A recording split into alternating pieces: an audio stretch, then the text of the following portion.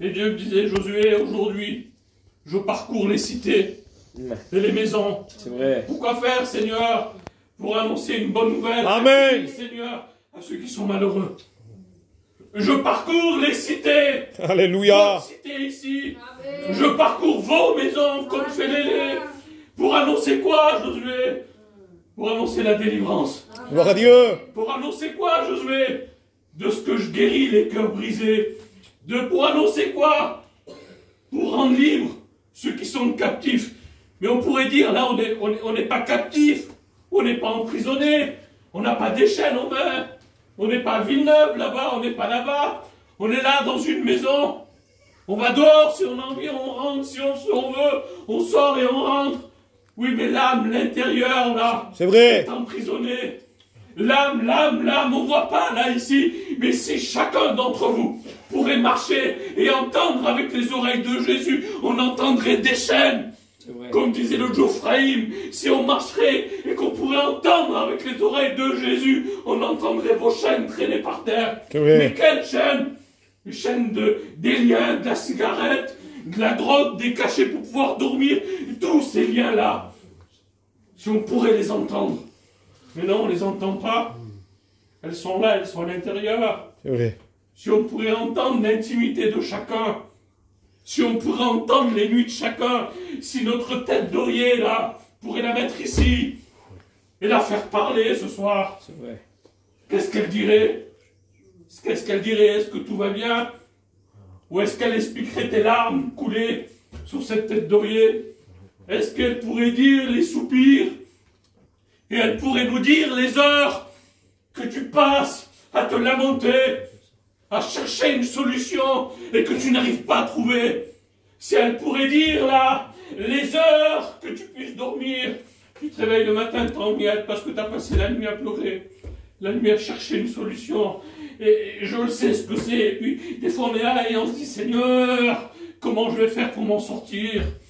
Comment je vais faire? Moi j'étais souvent là-bas avec eux, avec Michael à Montebello. Et quand j'étais avec eux, il y avait des garçons qui disaient, oh Josué, qu'est-ce qu'on aimerait être comme toi? Quand je partais, quand je montais dans mon camion, je le dis souvent, combien de fois j'ai mordu le volant, Michael, quand je suis parti de chez toi, et je tapais sur le tableau de bord du camion, et je disais, comment est-ce que je vais faire pour pouvoir m'en sortir, pour pouvoir sortir de cette misère, pour pouvoir sortir de ces liens, de ces chaînes? Comment est-ce que je vais faire pour apporter la paix chez moi? Comment est-ce que je vais faire pour amener la joie dans mon foyer? Quelle misère, Seigneur, de vivre sans Jésus. C'est vrai. Quelle angoisse de vivre sans Jésus, quelle peur.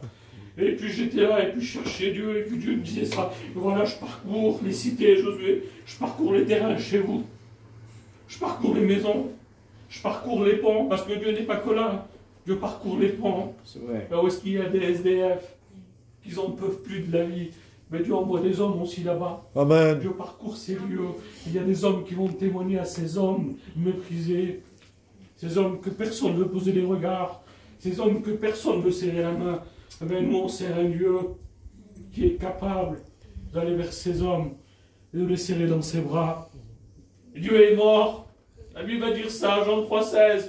Car Dieu vous a tant aimé. Et car il m'a tant aimé. Amen. Il va dire qu'il a donné son Fils unique. Afin que quiconque croise en lui, la Bible va dire, ne périsse pas, mais qu'il ait la vie éternelle. Amen. Voilà le Dieu qu'on sert.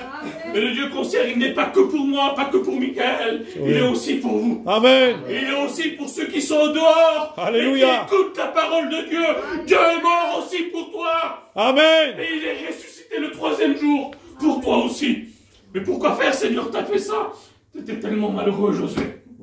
Tu n'avais aucune solution, tu n'avais aucune capacité de sortir de cette misère. Et chacun d'entre nous, on n'avait aucune capacité.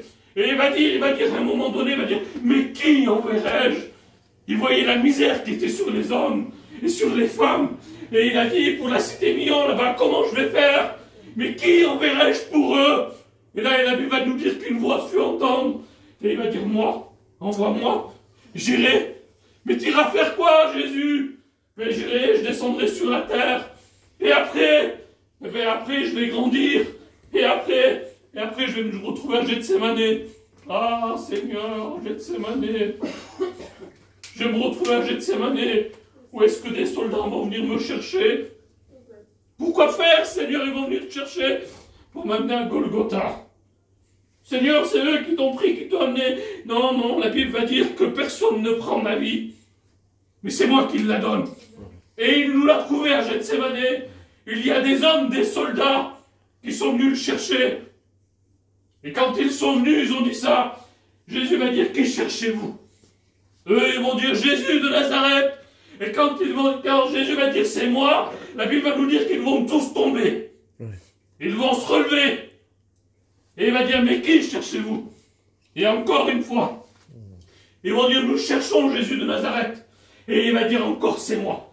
Et quand il dit encore, c'est moi, juste à cette parole, il va dire, c'est moi. Tout le monde tombe par terre encore. Et Dieu était en train de montrer à tous ceux qui étaient là. Et il était en train de confirmer la parole, de dire que personne ne prend ma vie. Mais je la donne par amour. Alléluia. Amen. Gloire à Dieu. Je la donne par amour, on vient pas monter la vie. Moi je la donne. Pourquoi, Seigneur? Parce que j'aime la cité mire. Amen. Ah, Seigneur,